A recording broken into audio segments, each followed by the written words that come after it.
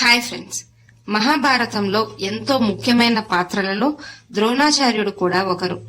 ద్రోణాచార్యుడు గొప్ప గురువుగా కీర్తి ప్రతిష్టలు పొందగలిగాడు. ద్రోణాచార్యుడు కృపిని వివాహం చేసుకున్న తర్వాత పరమశివునితో సమాన పరాక్రమం కలిగిన పుత్రుడు కలగాలని ద్రోణాచార్యుడు శివునికై ఘోర తపస్సు చేస్తాడు. తర్వాత ద్రోణాచార్యునికి ఒక కుమారుడు జన్మిస్తాడు. అతడే అశ్వత్థామ. అశ్వత్థామ జన్మించడమే నుదుటిపైన మణితో జన్మించాడు. ఆ మణిని కలిగి ఉండడం వలన అశ్వత్థామకు ఆకలి, దాహం మరియు అలసట నుండి రక్షణ కలిగి ఉండేవాడు. వీటితో పాటు తండ్రి ద్రోణాచార్యుని వద్ద అస్త్రశస్త్ర కళల్లో నైపుణ్యంతో పాటు చాలా దివ్యాస్త్రాలను కూడా పొందాడు. మన పురాణాలలో అశ్వత్థామ ఎందుకు అంతటి అహంకారిగా చెప్పబడ్డాడు? అశ్వత్థామ అధర్మ పక్షాన ఎందుకు నిలబడ్డాడు? అశ్వత్థామ శ్రీకృష్ణుని సుదర్శన చక్రంతో శ్రీకృష్ణుణ్ణి ఎందుకు చంపాలని చూశాడు? అశ్వత్థామ కొన్ని సందర్భాల్లో ధర్మంగానే ప్రవర్తించాడు. కాని అహంకారంతో ఉప పాండవులను అతి క్రూరంగా చంపడంతో చివరకు శాపగ్రస్తుడయ్యాడు. అశ్వత్థామకు శ్రీకృష్ణునికి మధ్య గల శత్రుత్వమేమిటి? అశ్వత్థామ శ్రీకృష్ణుణ్ణి ఎందుకు చంపాలనుకున్నాడు? ఇలాంటి సందేహాలన్నింటికీ సమాధానాలు ఈ వీడియోలో తెలుసుకుందాం. వీడియో చూస్తున్న వారిలో ఎవరైనా శ్రీకృష్ణుని భక్తులు ఉన్నట్లయితే తప్పకుండా జై శ్రీకృష్ణ అని కామెంట్ చేయండి. అంతకంటే ముందు ఎవరైనా మన ఛానల్ ని ఫస్ట్ టైం చూస్తుంటే ప్లీజ్ సబ్స్క్రైబ్ చేసుకోండి. అలాగే ఈ వీడియోని తప్పకుండా లైక్ చేయండి. మీ ఒక్క లైక్ మాకెంతో సపోర్ట్ నిస్తుంది. కురుక్షేత్ర యుద్ధం ఎంతో ధర్మయుద్ధంగా మన పురాణాలలో చెప్పబడింది. కౌరవులు అధర్మ పక్షాన తమ సైన్యంతో నిలబడితే పాండవులు ధర్మాత్ములు కాబట్టి ధర్మపక్షంగా చెప్పబడ్డారు. ద్రోణాచార్యుడు గొప్ప గురువు. తనకు దక్కిన గౌరవ మర్యాదలకు కారణం హస్తిన రాజవంశీకులు అవడంతో హస్తిన రాజుకు సంరక్షణగా కౌరవుల పక్షాన నిలబడి పోరాడాడు. దుర్యోధనుడికి అశ్వత్థామ మంచి స్నేహితుడు. అందుకే అశ్వత్థామ కూడా కౌరవ పక్షాన నిలబడి పోరాడాడు. ద్రోణాచార్యుని వీరత్వం ముందు నిలబడలేక శ్రీకృష్ణుని సలహా మేరకు అబద్ధం చెప్పడంతో ద్రోణాచార్యుడు అస్త్ర సన్యాసం చేస్తాడు. అదే సమయంలో దృష్టద్యుమ్నుడు వచ్చి ద్రోణాచార్యుని తల నరికేస్తాడు. అశ్వత్థామ తన తండ్రిని పాండవులు అక్రమంగా చంపారని తెలిసి వారిపై పగతో రగిలిపోతాడు. అలా కురుక్షేత్ర యుద్ధం 17వ రోజున కర్ణుణ్ణి అర్జునుడు వధించాక అశ్వత్థామ దుర్యోధనుని వద్దకు వెళ్లి పాండవులతో సంధి చేసుకోమని సలహా ఇస్తాడు. కాని దుర్యోధనుడు ఎవరి మాటలను లెక్క చేయలేదు. ఇక కురుక్షేత్ర యుద్ధం 18వ రోజున భీముడు దుర్యోధనుణ్ణి కూడా ఓడించాక దుర్యోధనుడు చివరి దశలో ఉన్నప్పుడు అశ్వత్థామ దుర్యోధనుని వద్దకు వెళ్లి దుర్యోధనుణ్ణి ఆ పరిస్థితుల్లో చూసి పాండవులపై కోపంతో ఈ రోజు పాండవులను వధిస్తాను అంటూ దుర్యోధనునికి మాటిచ్చి అక్కడి నుండి కోపంగా వెళ్లిపోతాడు.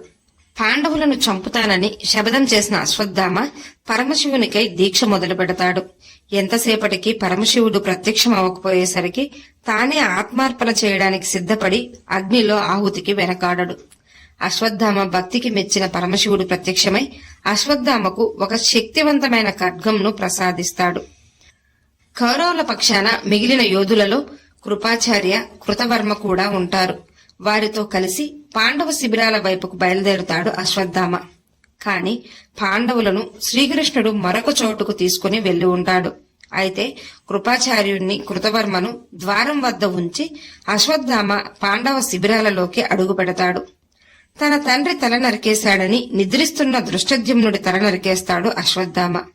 ఆ తర్వాత పాండవులనుకొని ఉప పాండవులను అతి కిరాతకంగా పరమశివుడు ప్రసాదించిన ఖడ్గంతో తలను నరికేస్తాడు. అడ్డు వచ్చిన వారందరినీ చంపేస్తాడు అశ్వత్థామ. ఆ తర్వాత అశ్వత్థామ అక్కడి నుండి నేరుగా దుర్యోధనుని వద్దకు వెళ్లి పాండవుల తలను నరికేశానని చెప్పడంతో సంతోషంగా తుదిశ్వాస వదిలేస్తాడు దుర్యోధనుడు. అశ్వత్థామ చంపింది పాండవులను కాదు ఉప పాండవులనని తెలుసుకుని పాండవులకు భయపడి అడవులకు పారిపోతాడు. పాండవులకు విషయం తెలిసి ఎంతో దుఃఖిస్తారు. ద్రౌపదిని తీసుకుని ఉప పాండవులు చనిపోయి పడి ఉన్న శిబిరాల వద్దకు వస్తారు పాండవులు. ద్రౌపది ఎంతగానో దుఃఖిస్తుంది. ఆమెను ఎవ్వరూ ఓదార్చలేకపోతారు.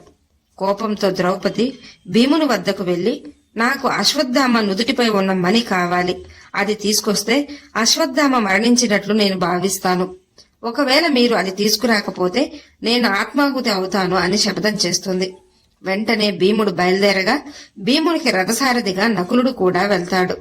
అలా భీముడు నకులుడు అశ్వత్థామను వెతుక్కుంటూ వెళ్తుండగా కొందరు వ్యాసాశ్రమం వైపుకు వెళ్లాడని చెప్తారు. దాంతో భీముడు నకులుడు అటువైపుగా వెళ్తారు. శ్రీకృష్ణుడు ధర్మరాజుతో భీముడు ఒక్కడే అశ్వత్థామను వధించలేడు. ఎందుకంటే అశ్వత్థామ మూర్ఖుడు. తన తండ్రి ఇచ్చిన అస్త్రాలను ఉపయోగించేటంత మూర్ఖుడు అశ్వత్థామ. కాబట్టి మీరు కూడా అక్కడికి వెళ్లడం మంచిదంటూ మిగిలిన పాండవులకు చెప్పి వారితో పాటు శ్రీకృష్ణుడు కూడా బయలుదేరుతాడు. అలా వెళ్తున్న దారిలో శ్రీకృష్ణుడు అశ్వత్థామకు ఉన్న అహంకారం, మూర్ఖత్వం ఎలాంటివో ధర్మరాజుకు వివరిస్తాడు. మీరంతా అరణ్యవాసంలో ఉన్నప్పుడు ఒకసారి అశ్వత్థామ నా దగ్గరికి వచ్చాడు. పూర్వం అగస్త్యముని బ్రహ్మశిరోనామకాస్త్రాన్ని బ్రహ్మ నుండి పొందాడు. ఆ అస్త్రాన్ని అగస్త్యముని నా తండ్రి ద్రోణాచార్యునికి ఇచ్చాడు. తర్వాత ఆ అస్త్రాన్ని నా తండ్రి ఇప్పుడు నాకిచ్చాడు. ఆ బ్రహ్మశిరోనామకాస్త్రాన్ని నేను నీకిస్తాను, కాని దానికి బదులుగా నువ్వు నాకు నీ సుదర్శన చక్రాన్ని ఇవ్వు అంటూ అశ్వత్థామ శ్రీకృష్ణుణ్ణి అడిగాడు. అందుకు శ్రీకృష్ణుడు చిరునవ్వుతో, అశ్వత్థామ, నువ్వు నాకేమీ ఇవ్వనవసరం లేదు. నీకు కావాల్సింది సుదర్శన చక్రమే కదా, అక్కడుంది వెళ్లి తీసుకో అంటూ సుదర్శన చక్రాన్ని చూపిస్తాడు శ్రీకృష్ణుడు. అశ్వత్థామ నేరుగా సుదర్శన చక్రం వద్దకు వెళ్లి తన ఎడమ చేత్తో ఎత్తడానికి ప్రయత్నిస్తాడు. కాని విఫలమవుతాడు. ఆ తరువాత తన కుడి చేత్తో పైకి ఎత్తడానికి ప్రయత్నిస్తాడు. కాని ఈసారి కూడా విఫలమవుతాడు.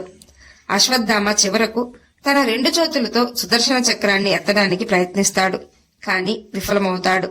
అప్పుడు శ్రీకృష్ణుడు అశ్వత్థామ వద్దకు వచ్చి, నేను 12 సంవత్సరాల కఠోర తపస్సు చేసి ఈ చక్రాయుధాన్ని పొందాను.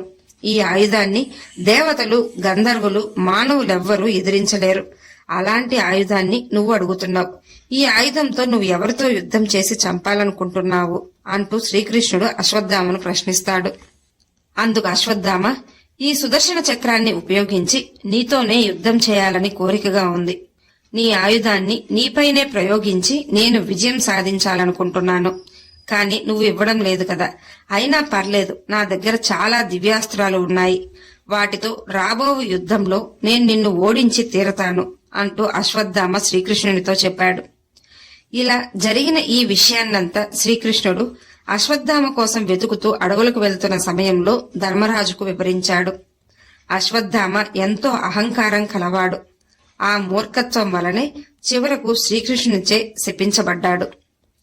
ఈ వీడియో మీకు నచ్చినట్లయితే లైక్ చేయండి, షేర్ చేయండి, అలాగే సబ్స్క్రైబ్ చేసుకుని పక్కనే ఉన్న బెల్ ఐకాన్ ని ఆన్ లో ఉంచుకోండి.